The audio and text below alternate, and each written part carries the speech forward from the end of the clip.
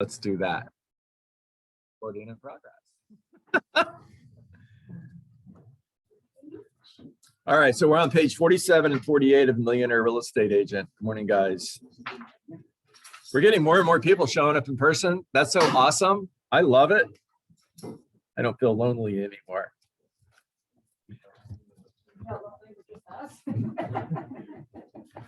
Well, I'm in trouble. I shouldn't have said it that way. Take back.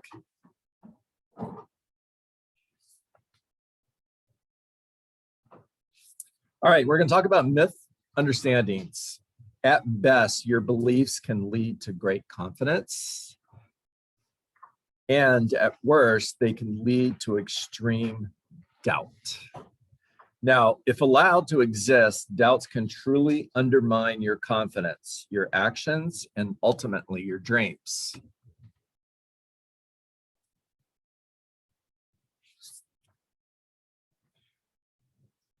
Top of page 48, Gary goes on to say, what we believe to be the truth may actually be a myth. Think about that. How many things can you think of going back in history, for example, that we used to believe was the absolute truth? The world is flat. That turned out to be a myth, right? Galileo was actually thrown in prison for insisting that the sun is the center of the universe and not the earth. Imagine that. Good morning, Michelle. Good morning. Welcome. Yes. So, I mean, even back when Galileo was teaching, we had ego problems. We thought that we were the center of the universe. It turns out that we're not. So, all right, back on track. That was a bunny trail. What we believe to be the truth may actually be a myth. When beliefs are based on truth and not myth, our actions have foundation and are more likely to produce satisfying results. However, beliefs grounded in myths tend to lead to unfounded fears and a life of limitations. This chapter, Gary's going on to share what this chapter is about. And he goes on to say this chapter is really about fear. And the source of most of our fears is myth. You know, Zig Ziglar calls acronym for fear is false evidence appearing real. I find it extremely helpful to think of fears in terms of what generally creates them. And he goes on to say myths. And what sets us free from them? Truths. It's about learning to look past your fears to the truth of a situation, investigating the myths and avoiding the misunderstandings that hold us back.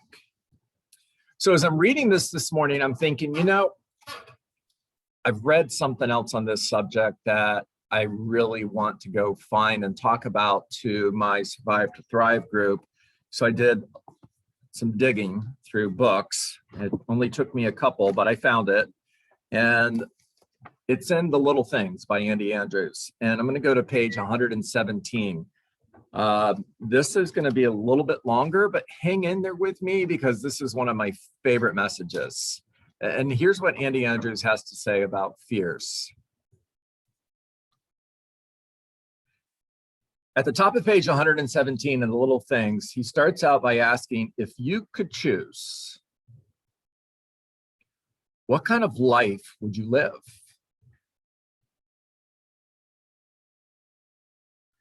Where, how, with whom? What would you do to create value for other people? Whom would you mentor?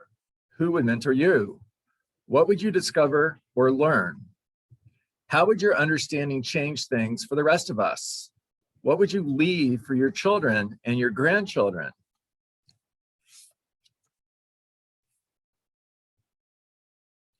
Like most of us, you have been casually convinced, slowly conditioned to believe that you have no say in the matter. If you could choose, Those 4 words have been used by egomaniacs and tyrants throughout history to mentally and physically enslave entire populations. The principle is little known, but heartbreakingly true. It is impossible for a person to outperform their acknowledged capability. Or stated another way, a person cannot achieve beyond what he or she believes to be the truth about themselves. What a person really believes is so powerful that their belief actually controls their behavior. In fact, to correctly predict the level to which a person might achieve, one needs only to discover the truth about what that person believes. And this principle has nothing to do with whether what a person believes is actually true. It's simply about the connection between the person's limits and what he or she truly believes deep in their heart and mind. Therefore, it doesn't matter what their goals might be. They can write pages and pages or glue colorful words on a poster or put sticky notes all over their bathroom mirrors and affirmations on the phones, but deep in their guts, if they don't really believe what they have stated as goals can be accomplished, you can rest assured they won't.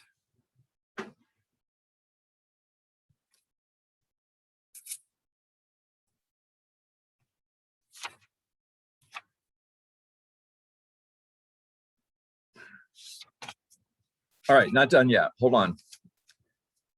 Going to page 130 in the same book, at the very top of the page, Andy Andrews goes on to say, forget about the fact that we have not experienced the best life has to offer. Most of us have never even allowed ourselves to consider what the best might actually be.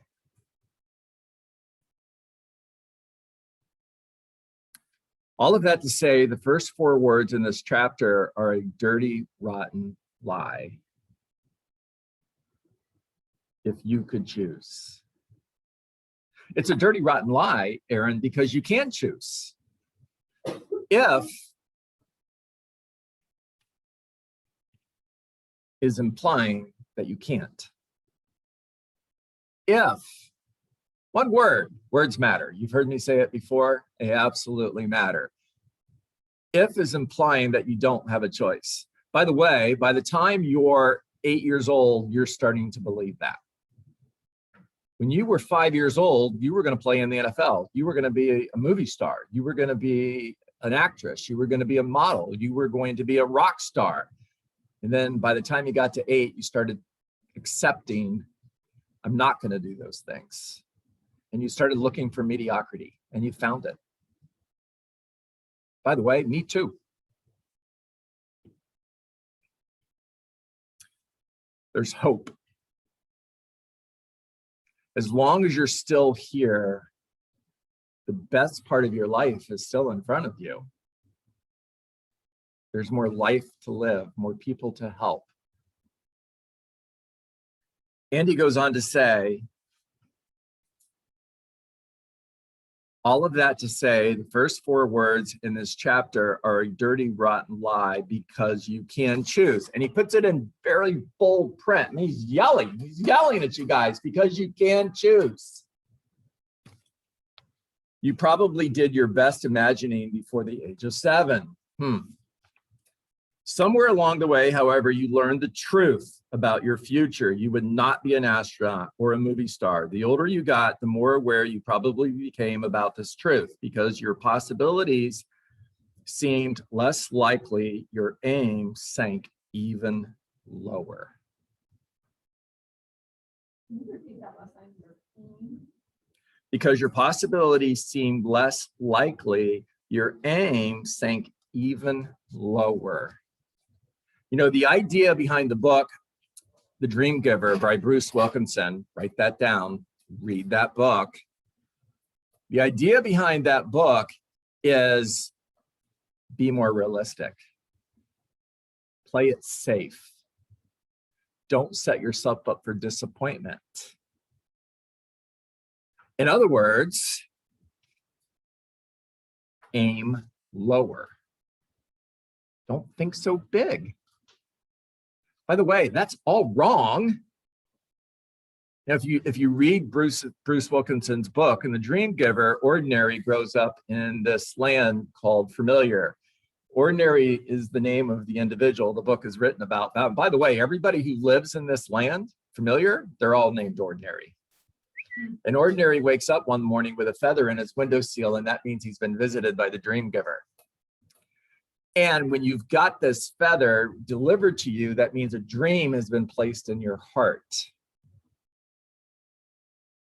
And he's got passion. And he starts to tell his friends and his family members about this dream that he woke up to, Aaron, and he's excited. And what do you think they said? Do you think they said, that's great, you should go for it? No. Michelle, they said, you should think smaller. You should be like all of the other ordinaries. Play it safe. You're going to get hurt. Now, for everyone in this room, for everybody that is on Zoom, when you think bigger and you're building a millionaire real estate business, you know, he didn't call it the average real estate agent. He called it the millionaire real estate agent. And it's based on the best practices of real estate agents who are earning more than $1 million a year, earning more than $1 million a year, netting over $1 million a year. Ben Kinney earned $19 million last year. $19 million in commission, not $19 million in sales, $19 million in commissions. Now, when you think that big and you start talking to your friends and your family members, they're going to tell you, be more realistic. My degree is in teaching. I taught school for 2 years. And when I quit teaching school to go into sales, it devastated my father. Not only did he tell me it was a bad idea, he didn't talk to me for like 6 months. Because for him, we talked about how we grew up earlier, Diane, remember? For him, sales is not a career. Sales is something that somebody does if they can't get a job. And I had gone to college to become a teacher, and I was letting go of that job in order to go into sales. My father was a dream bully, right? He didn't mean to be, but he was. He did it because he thought he was helping me. When you are rich dad, poor dad, I agree, Michael. When you are on a journey with a big destination, you're going to run into dream bullies. The solution, Michelle, is find your dream champions. Remember, Michelle, when you and I met and I said, these are the challenges that you're going to face as someone that is young and getting into real estate, thinking as big as you think, you're going to run into dream bullies. Yeah. And I said, I'm not going to be one of them. I'm going to be a dream champion who's going to tell you that you could do anything you want to do. And I talked to Sarah Lake Acosta this morning, and I'm telling you, she's a dream champion and she believes in you. All right, where did I go? Where did I leave off? You believed every limiting thing you heard, read, or suspected about yourself. And in the meantime, you just got on with life. True, life was not incredible, but it wasn't horrible either. The world in which you lived was merely a statistical reality. Oh, hang in there with me for a moment because I'm going to ask you some pretty risky questions. Here we go.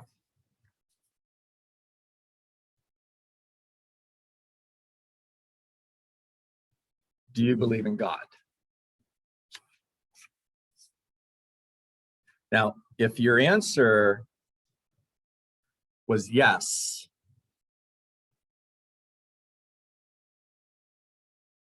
you believe in a God of the universe who loves you and cares about you and wants the best, all in capitals, for you. The next question is, do you think God has a better imagination than you do?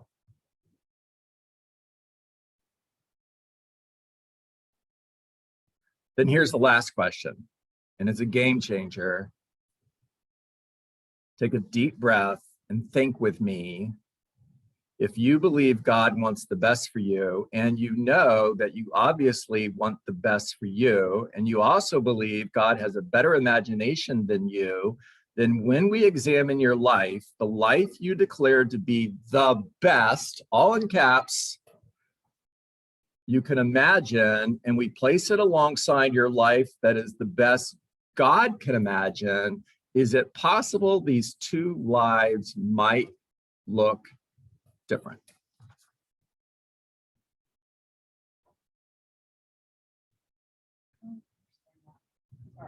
It's okay. I could tell by your face. I get it. It's all right.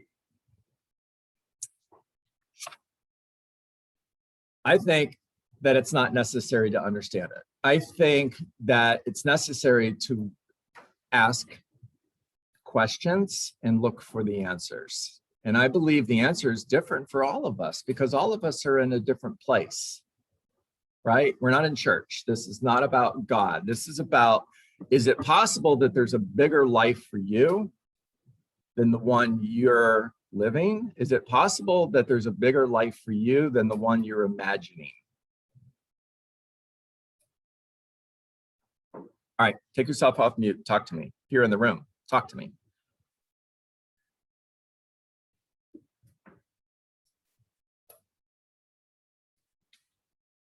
So while you're thinking of what you want to say, let me say this. And Diane, I'm just going to have a conversation with me and you. Pretend there's nobody else in the room, right? All right. So Stephen Covey, in his book, The 7 Habits of Highly Effective People, great book. Read that book. Talks about beginning with the end in mind. Now, the way Stephen Covey shares this story is you're walking into a house of worship, and there's a lot of people there, and people you know, friends, family members, and they're all there to celebrate the life of a person who is in front of the worship center. And you're listening to what they're saying and what's being said about this person. And you realize this person is you. What do you want that story to be about? And at the end of our life, we're going to look back at the life we've lived. And is it possible that we're going to look back and say, I wish I would, instead of I'm glad I did? What's holding us back? What are the fears and the limiting beliefs that you're holding on to that are holding you back? Remember yesterday I said, every time you say yes to something, you're saying no to something else. When you say yes to your fears, when you say yes to your limiting beliefs, you're saying no to the best life you can live.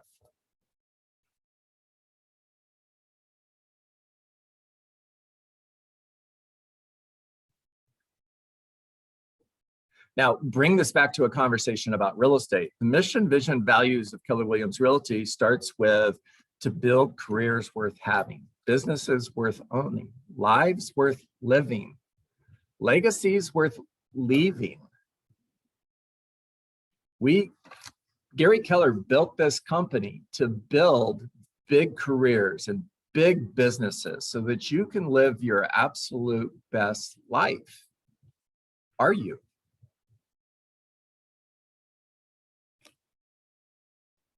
Or are you settling for something less than your best? And if the answer is yes, by the way, I'm talking to me. Don't anybody feel like when you hear conversations like this, do you ever feel like you're the only person in the room and the person who's speaking is talking to you? You ever feel like that, Paige? Do you ever think, how does he know? I promise you, if there's roughly 10 of you in the room and another 15 on Zoom. So there's 25 people listening to me talk. I promise you, you're not the only person who's thinking that. I'm just talking to me. You guys are just here listening to me, having a conversation with me. This is about me. I have these challenges. I have fears and limiting beliefs that hold me back.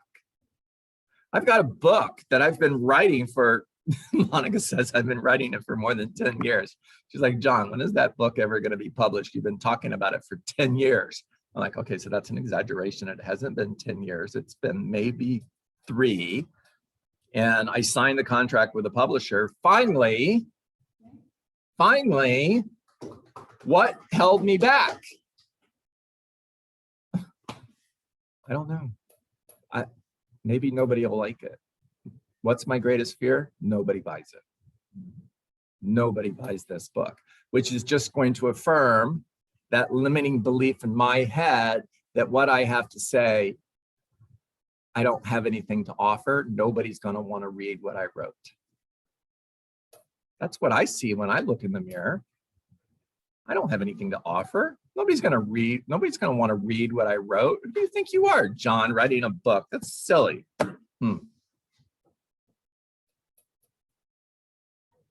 Now, that's emotional for me. I can feel emotion when I'm having that conversation with you guys. So if you're feeling convicted, don't.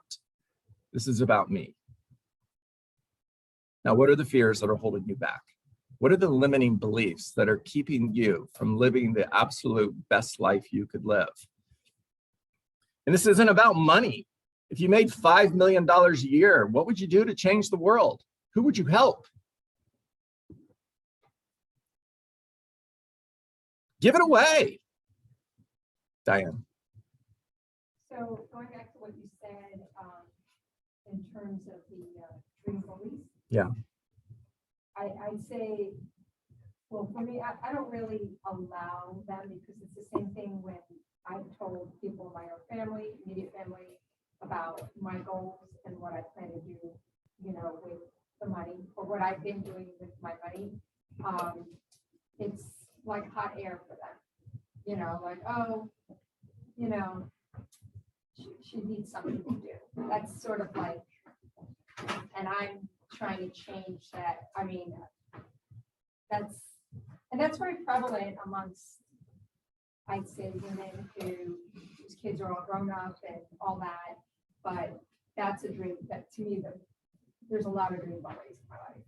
And so that's why I can't wait to get here because I feel like I'm with my dream champions starting at 7 a.m. You are with your dream champions. Yeah. You absolutely are. And you're absolutely right. It's life that you're going to be surrounded with dream bullies. I'm going to let you in on a secret. Shirley, I'm coming to you next. I see your hand. I'm going to let you in on a secret. When you think big, people are not going to like it. They're not. And I'm going to, and why? I really don't know. I honestly don't know, but I think what it might be is they've given up on their dreams. They've settled for ordinary, living in a land of familiar. And by you thinking bigger, it makes them feel less important, less successful. For every one person who's standing on the sideline cheering for you, there's going to be 10 people in the stands hoping you lose, cheering for you to lose, celebrating your failures. Oh, yeah. I already feel that. Shirley. To me, it's all mindset. What I've shared with you many times openly, the lessons that you teach is life-changing. For me, it's been life-changing. It's so much bigger than real estate. And then I love at one point when someone asks you, John, where do you get all of these sayings from? And how you gave the honor to say it's principles from the Bible. As a man thinketh, or if God be for you, and that he'll bless us exceeding abundantly more than we can ask or think. So it's up to me. It's not if I can achieve it, it's will I put in the work to do it? I'm surrounded by around successful people who have done it, not who have just done it, but they're showing me how to do it. So I just have to put in the work to do it. And then also show grace to those people that are in our circles who don't know what it is to dream big. I remember I was at a ladies' day and a young lady said, stop sharing your dreams with people that only know nightmares. That was powerful. Everyone don't know how to dream big. So I'm thankful for this group. I appreciate you all. Good stuff, Shirley. So I'll leave you with a story. Can you imagine, go back several thousand years, right? I don't know to be exact. Somebody on here does. But go back several thousand years and you're this guy and you hear God speaking to you and he tells you, I want you to build a boat. Here's what the boat should look like. And here's why you're going to build a boat. By the way, it's going to take you about 100 years to build this boat. And the world's going to flood, and it's going to flood with rain. And up until this point, it has never rained. Nobody's ever seen rain. And he's thinking, rain? What's rain? Build a boat. Really? Everybody's going to laugh at me. They're going to tell me I'm crazy. Can you imagine being that person? What if he didn't? What if he chose not to listen? Now you can believe this is true, or you can say that's hogwash, John. I don't believe any of that happened. That's fine. I believe it did. And the answer to what if he didn't, we wouldn't be having a conversation right now because we wouldn't be here. But then again, I think God would have found somebody else. All right, time to get to work.